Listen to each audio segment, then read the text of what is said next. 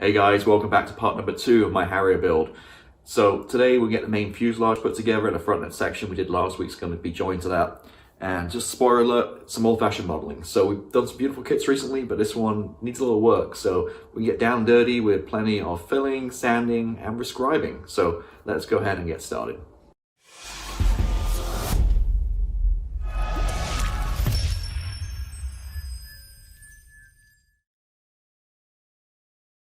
Okay, so built these two sections right here, throw it all together. You see the seam lines. I'm not cleaning it up, and that is because if you go a little forward here, you're not going to see it. It's hidden. There's no open panels. That giant top wing assembly goes on top, and you don't see a thing of it. All you're going to see is this bit in the front, where ironically there's ejection pin marks. So no point painting and detailing all this stuff. You're not going to see it. I'm just going to chuck it together and then put it into the fuselage. Obviously helps with the weight distribution and stuff and the assembly. But yeah, unfortunately not going to see it unless you want to kind of leave the wing assembly off or cut panels out and stuff, which I'm not going to do on this one. I already did enough surgery with the front end with a resin cockpit.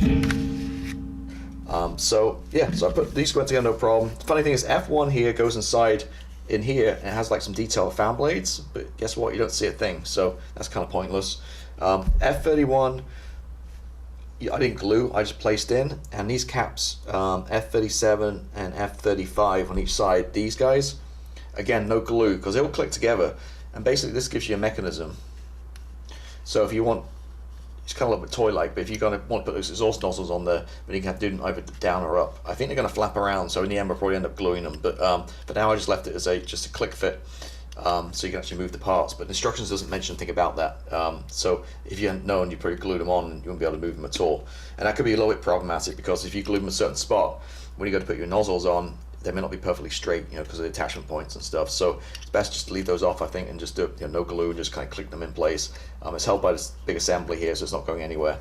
But this giant Pegasus engine, unfortunately, again, all this detail you're not going to see because it's inside it. The part you do see are the ejection pin marks, and see on each side there's, you see that there are two gnarly ones to take care of. So I need to fill those, and just kind of show you how the whole thing goes together. You have like basically clicks in like something like that. So that's how it's all going to go. So again, those ejection pins are pretty prominent and gnarly and needs to be taken care of. But yeah, huge Pegasus engine, power this guy. So let me go ahead and take care of these ejection pins just by filling a little putty, and then I won't not the rest of this stuff together, but I won't take too much care. You see, I'm not bothered with seam lines and attachment points and stuff because you're not going to see any of this stuff. It's hidden inside. So I'll go ahead and put all the stuff together, go for the motions, and yeah, I'll be right back. So let me go ahead and do this, and I'll be right back. Alright, so we're done with this page, and we've built the brute of the Rolls Royce Pegasus engine. Really nice detail. Shame you're not going to see any of it, hence why I didn't clean up the seam lines and stuff. It's all going to be hidden away, unfortunately. Again, beautiful detail. It's actually fun, half an hour to put this together. My only tip with this is these sides, I'll probably do one side at a time because I kind of got mixed up and it was kind of a bit of a hassle trying to figure out which side went on what. So I'd probably maybe do a side at a time, cut it off the sprue. Once that's glued on, do the other side. That's kind of all the plumbing and stuff on top. Again, pretty nice. Shame you're not going to see it.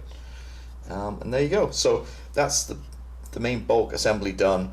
You see that now. You can see I put a putty in to get rid of the those gnarly deep ejection pin marks, which again you don't see any of this yet they put the ejection pins right where you're going to see them. So I'm going to let this dry a little bit more and I'll sand it down. I've got to be careful, I don't want to scratch all this up, so I use a sponge or a soft piece of sandpaper just to kind of get this off. And then what we'll do is we'll prime it all in black, probably paint this the steel color, the fan blades first, and I'll mask it up, and then I'll paint the rest of the intake white. And while I'm at it, I'm going to paint the front section white too, because you can't paint, it'd be really hard to paint once it's in because it goes in like this. So obviously to get in there and paint, it's going to be tricky. So I'm going to paint this first along with this at the same time, and then we'll just, when it goes together, it'll be make it a little bit easier and just paint on the outside. We can kind of mask or put some foam in to kind of protect the paintwork down here. So that's the game plan, paint that first, and that obviously. So moving forward a little bit, you can see kind of how it all goes together. It just gets sandwiched. This big kind of assembly gets sandwiched between the main fuselage sections with the main gear behind it. So what I'm going to do is let this dry a little bit longer. I'll take care of these nasty marks, and we'll start priming this up and priming back of this guy up too at the same time. Okay, quick update. As you see, I painted black with the Mr. Surfacer 1500, and then let it dry. It's still wet. Literally just sprayed it with some steel. Very nice color, AK extreme metal steel. So it's like I say, it's still wet. It's gonna take a little bit to dry. You can leave it overnight to dry, and then what I'm gonna do is using this guy, my circle template I use for spraying wheels. I found one similar, it's about 35mm, and I just put some masking tape and cut around it. So I made myself a little template. So once it's dry, I'll stick that on to coat the steel and spray the white. In the end, ejection pins. This was a big fail. I love this stuff normally, but Vallejo plastic putty, it just didn't work at all. When I went to sand it off, it just came right off. So in the end, I instead of filling them, I just sanded those ejection pin marks out. So went through my full range of sanders, starting with, I have no discrimination, so I have Flory and ISM. So I started with like a medium Flory to get them off, and then I went through my grits. I used a sponge, this blue sponge, and then finally the final guy to get this guy to, this is my go-to for canopy seam lines. This ultimate UMP, whatever it is, this one here was great for getting real scratches and stuff. So went through all my different sanders there to get them out. Like I say, just painted that literally 2 seconds ago, so it's still wet. So I'll let this dry. The front section, again, this wasn't really doing a job. The Vallejo, so I came with something a little bit stronger, and the Vallejo Tamiya putty, which is lacquer. So whereas this guy you can just remove with water, this guy's lacquer thinner, you can get rid of it. So when I spray the black here, because remember we talked about how we're going to prime it and then paint it white, so when it fits into here, it'd be easier. But painting wise, I did take care of all the seam lines, but when I had some black left, I sprayed the seams, and I still had a little bit, wasn't quite perfect. So I went back with this guy, and just you can see the problem areas just across the back here and along the bottom. So we're going to have to do some rescribing anyway. So I put that on. This stuff I like to leave dry overnight too, a little bit longer. So I'm going to let all this stuff dry overnight. Come back tomorrow morning, I'll get this sanded down and make sure those lines are perfect, rescribe it, and then we'll mask that up, and we'll hit that back area and this with the white, and then that'll be ready to go. Cool. Alright, so I'll be back tomorrow. Okay, so I put this guy in, and I put this little part back here in there too, and you can see it's painted. Add a little black panel line wash. My go-to is anything metallic. I like to use a Tamiya black. The brush kind of crap, so I just use a paintbrush to put it on, to be honest with you. So the wash is on, that's all painted up. Did the rear gear. It's kind of weird, you have tabs on one side but not the other, so I guess I put everything on this side and then realized, okay, there's no tabs on that side, so I had to go on this side for that one. This piece, where is it? This little guy right here, which was on the back of the engine, kind of got in the way a little bit with the gear, so you don't necessarily need this because it's inside it, you're not going to see it. So I took this bit off, and the fit isn't too bad, so if I kind of just line it up a little here.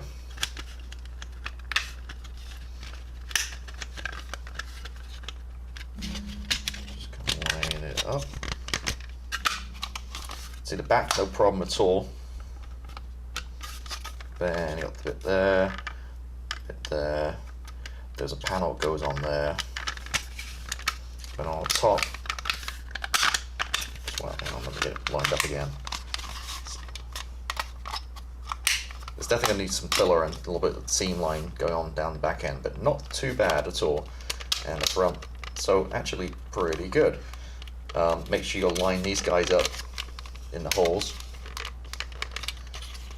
And yeah, overall not bad at all. So I'm going to go ahead and start putting this together. One thing to note too is there's two little kind of marks you need to cut on both sides on the back before you sandwich this together.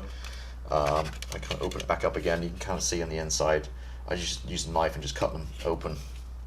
So make sure you get those slots, because there's like something attaches to it later on. Let me see again which one it is. It's looks like these guys, B, 3 and 4, go on each side. So make sure you cut those tabs. But yeah, we're looking good. The gear, obviously we'll do that later, does fit in afterwards. So got 3 parts in there. Again, I took this part right here off. I don't think that was needed. Just makes it fit a little bit easier. And we're ready to sandwich this together and bring the front section in. So let me go ahead and off camera, I'm going to glue all this together. I need some patience and some wiggle room to do this. So I'm going to glue it all together. I'll come in with my white top glue first,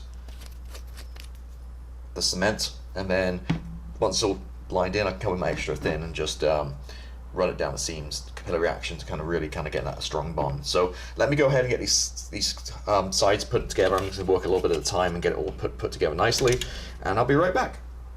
Alright, so we're together. So the back end, no problem at all. Obviously there's a seam line we need to take care of. Underneath's not so bad. A little bit of a gap down here. The front was a nightmare, so it wouldn't stick, and the problem is I think it's bad engineering. You got a little bit there with no real tab, and this little bit here. Same kind of putting this together at the front. There's not much. There's a lot of tension and kind of pressure on here, pulling it apart, and it just wasn't going together. So I came back again with the Gorilla Super Gel stuff, which seems to be super strong and actually works pretty good. So that bonded it no problem. Put tons on the inside. This front intake part wouldn't sit right. It just wouldn't go perfectly. It kept snapping, not snapping, but kind of breaking off, and it wouldn't fit perfectly. So then I took that off and just glued this together and came back in. And what the problem was, these guys, which go down the side on the inside of these engines, they were kind of forcing it forward, and it wasn't flush. So when you put the front end on, there was like a gap at the top. So just a couple of mil. So what I did is I took these off, because again, you're not going to see the inside. Although, you know, you can see maybe down there, but that's not a problem, because by the time you have the nozzles and stuff. So I just took these guys off.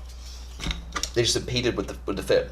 Maybe it's user error. Maybe put them on the wrong side, or who knows why I did. So anyway, so I took those off and glued this back on again. Put a ton of this gel stuff just to hold it in, and got obviously just went real gnarly, so I need to sand all that back and stuff, but to make sure I had a really strong join. So that's on. The problem was trying to get this in, I scratched up all my white paintwork, so now I have to come back and touch it up. So a little bit of masking tape on, I'm going to quick touch it up. Not that you can see much of it anyway, because by the time this guy goes in, it's you're not going to see much, but actually now when it does go in, obviously I've got the masking tape, it does fit pretty well. So I'm going to use more of this gel stuff. It's tons of it, just to stick it all on, and then I'll sand it all back, I guess. So let me go ahead and fix the paintwork, the white paintwork again. God, I hate working white. So I'm going to fix the paintwork, and then we can put this front end section in, and we should be able to call it a day in this part. So again, it's the fit, it's just badly designed. There's not a lot of tabs all over here, for us to go together. I'm not that concerned, because these gaps, I'll fill them and I'll get rid of them. There's not tons of service detail, just a couple of panel lines, so it should be pretty straightforward. But again, yeah, really kind of crappy fit, just badly designed. Again, just tiny little, there's no real kind of tab or anything to join together. It's just two little parts, and there's a lot of tension holding this together. So not cool, but we made our way through it. So let me go ahead and get this white touched up, and then we'll get the front end on and wrap this main fuselage area up. All right, we got this beast together. Big changes. So I glued the front end on using my super glue gel Gorilla Glue thing. I think it got free with something, but anyway, I get these from the hardware store. So I kind of find this jelly kind of works good, and then using the Zap kicker, that works too, to kind of give an instant bond. So I put quite a healthy bit across the top there, as you can see. A little bit on the bottom.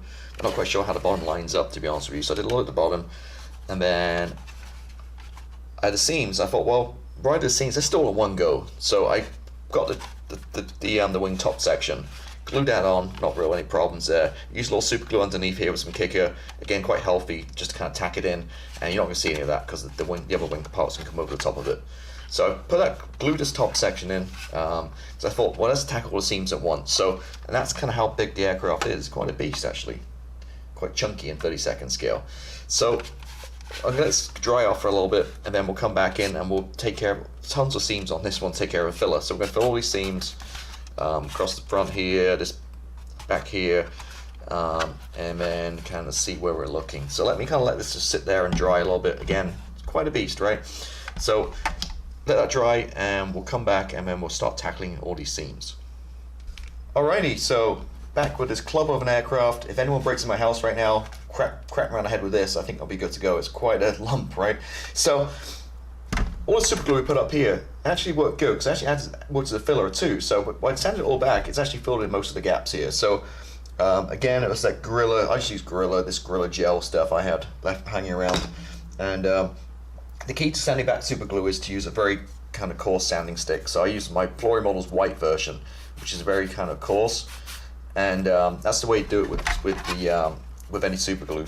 Sand it back, and then basically what you're going to do is you're going to come back with your other sanding sticks and work your grits. So come back with maybe like a medium one or like a sponge kind of thing, and then finally I use this guy to polish it up. So this removes all its fine scratches, and then when you hear that squeaking noise, it means you're good to go. So basically working through and getting all that stuff out. So actually it's not too much of a filling job required actually, because like I said, it's turned out pretty good with super glue. So this part here looks pretty good. Excuse me, it looks pretty good. This part back here, again, is a little bit 1 mil step. I just sanded back with a coarse sanding stick, and same way worked my blown dust off. Worked with my the grits to get it back. But really, just this seam right here just needs a little bit of attention. So I'm gonna put a little bit here anyway, just to be sure. And then I think just a little bit there along the back seam here. Then underneath this bit for sure. This bit, maybe just a little. That might do for now. So what I'm going to use is this is my new favorite one, the Tamiya putty. I've got off the Vallejo and I'm back onto more the lacquer based putty. So do grey and white. To be honest, I have no idea what difference is, but this is a grey version. Just with a cocktail stick or a toothpick where you're on the world, just going to apply it, a little bit of it. So just kind of smear it on a little bit. At this stage, I'm committed to doing a lot of rescribing because there's not a lot of detail in this anyway, which is fortunate, I guess, in terms of filling and stuff. But they're definitely, from what I've done, I've got some pound lines I need to put back in for sure. So I'm just going to go ahead and put this across the seam.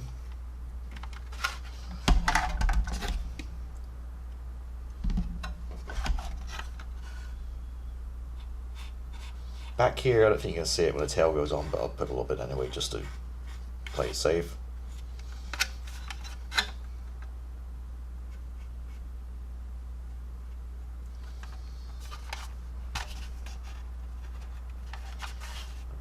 Here, there's a little spot he's doing. Side's good. I think we're okay here. I was going to put a little bit on anyway, just to be sure. Make this completely seamless. It'd help if I have a camera shot, right? So again, I don't put tons on. With fill, you don't put tons, because the more you put on, the more sanding you gotta do. So you just got to put the bare minimum of what you need to get the job done. So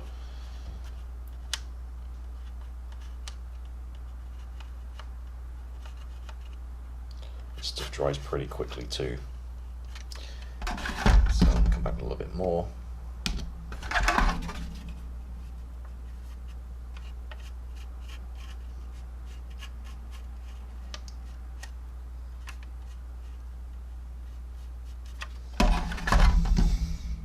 Okay, and then this guy I think is good, but I'm just going to add a little bit extra just to play it safe.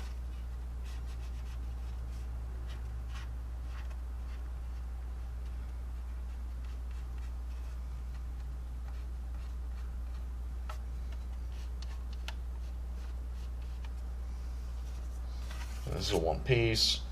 It's good, good, good. Okay, on the side.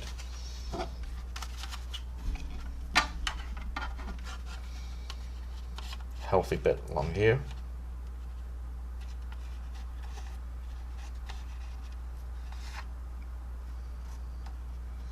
And here.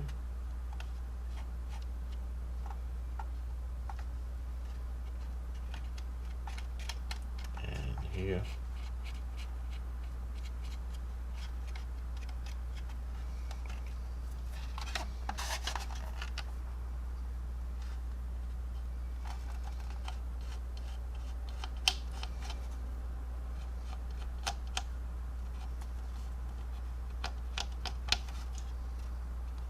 While I'm at it, I might as well just do this bit too.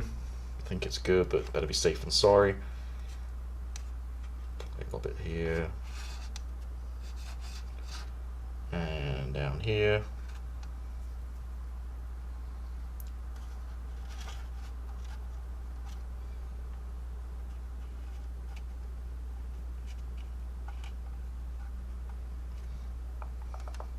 Looking good.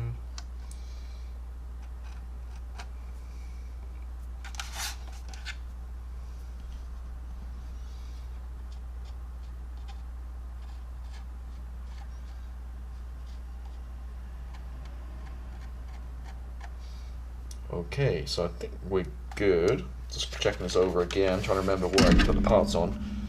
A little bit more on top.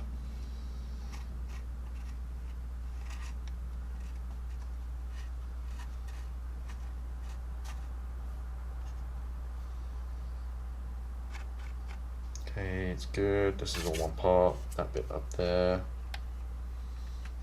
Maybe just a little here.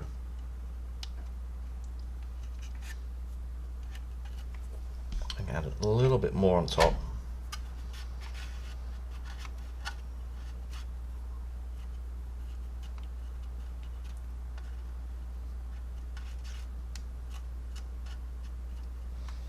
And that is it, I think, for now. So let this dry for a good, I might even let it dry overnight, to be honest with you. Let it dry overnight, and then we'll come back, we'll sand all this away, and then hopefully we'll be good to go. And we just need to rescribe that detail back in.